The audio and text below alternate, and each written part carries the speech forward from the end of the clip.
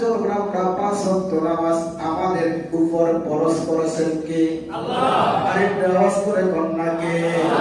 আল্লাহ রাসূল সাল্লাল্লাহু আলাইহি ওয়াসাল্লাম হাদিস শরীফের মধ্যে বর্ণনা করেন, ওয়া আব্দুল্লাহ ইবনে ওমর রাদিয়াল্লাহু তাআলা আন নবী সাল্লাল্লাহু আলাইহি ওয়াসাল্লাম আন্নাহু যাকারা সালাত ইয়াওমান ফাকালা মান হাফিজ আলাইহা কানাত লাহু নূরান ওয়া বুরহানা নাজাত ইয়াওমাল কিয়ামাতি ওয়া মান লাম ইউহাফিজ আলাইহা ওয়া মান তাকুল লাহু নূরাহু ওয়া বুরহানা ওয়া লা নাজাতা ওয়া কানা ইয়াওমাল কিয়ামাতি মা ক্বালুন ফিরআউন ওয়া হামানা ওয়া আবনাহা ফালফা রাআহুল বাইহাকি। আওয়াজ করে কন্যা সুবহানাল্লাহ।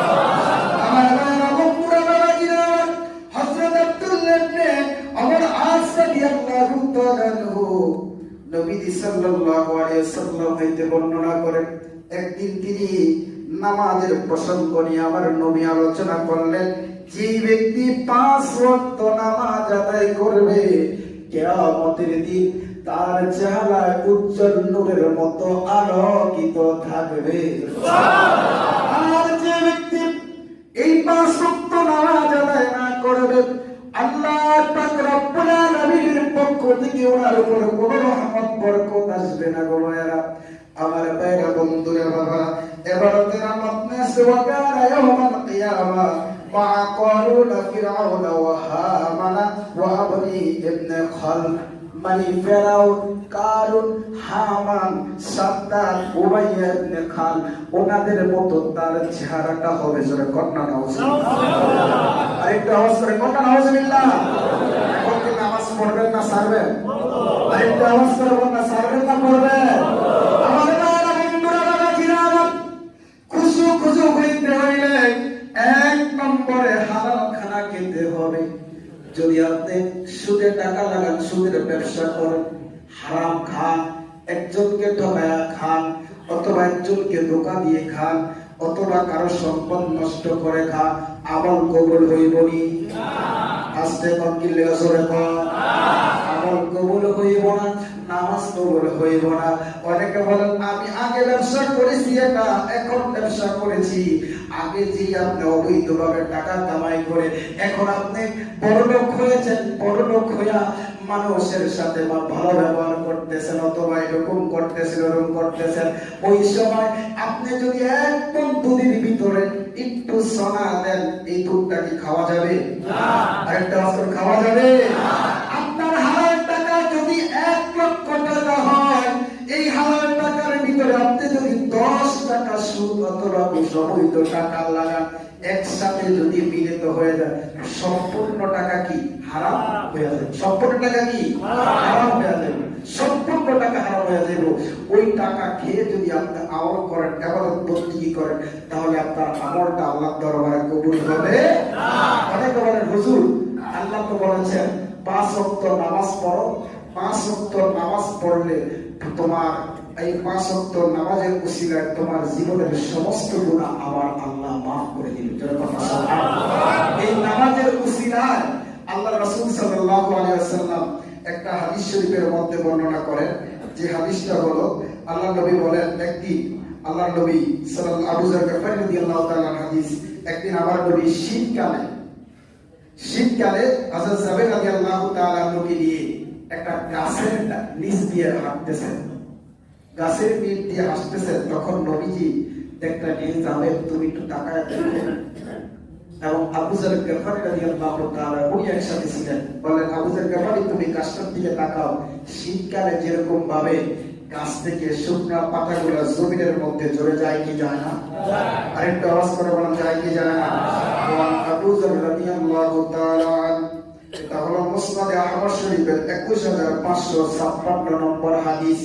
আবু যর গফারি রাদিয়াল্লাহু তাআলা আনহু قال النبي صلى الله عليه وسلم خرج من شاءة واقية يعطيها فقضي بغضها من شجرة فقال فاجعل ذلك وقهايتها قال فقال يا رسول الله صلى الله عليه وسلم حضرت আবু যর গফারি রাদিয়াল্লাহু তাআলা আনহু তিনি বলেন, আমার নবী একদিন শীতকালের সকালবেলা আমাকে এবং জাবেরকে নিয়ে গাছের নিচ দিয়ে হাঁটতেছেন।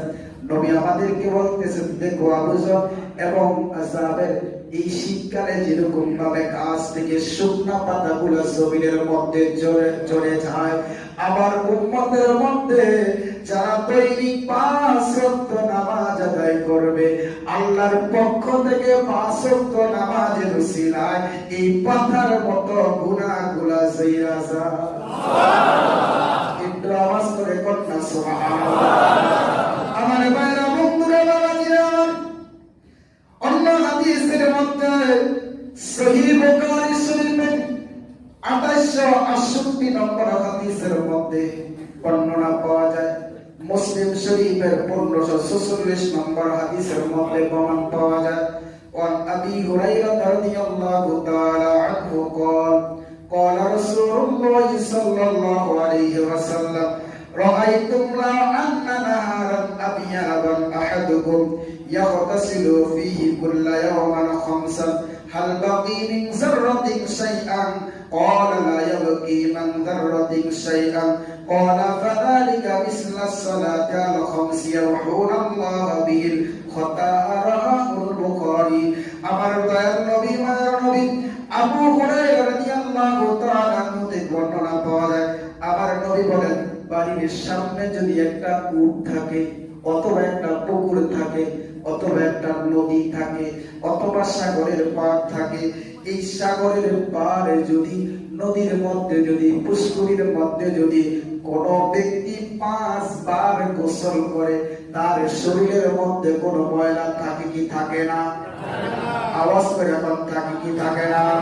নবী বলেন যে 5 বার যদি এই নদীর মধ্যে অথবা পুকুরের মধ্যে আমার কোন উম্মত যদি, কোন আল্লাহর বান্দা বান্দি যদি 5 বার গোসল করে, তার শরীরের মধ্যে ময়লা থাকে কি থাকে না?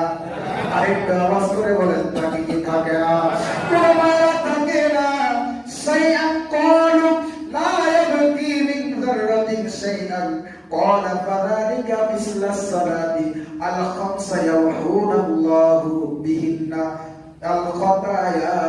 আবার নবী বলেন, যেরকম দৈনিক 5 বার গোসল করলে তার শরীরের মধ্যে ময়লা থাকে না, যে উম্মত দৈনিক 5 ওয়াক্ত নামাজ পড়ে, তার শরীরের মধ্যে কোনো গুনাহ থাকে না। আর একটু আওয়াজ করে কন্যা সুবহানাল্লাহ। তার আমলনামার মধ্যে কোনো গুনাহ থাকে না। আল্লাহ এই নামাজের মাধ্যমে তার সমস্ত গুনাহগুলো মাফ কইরা দেয়। আমার প্রিয় বন্ধুরা, বাবারা, নবী আমার বলেন, লা সালাতা ইল্লা বিল হুজুরিল কলব। হুজুরি কলবে নামাজ আদায় করো।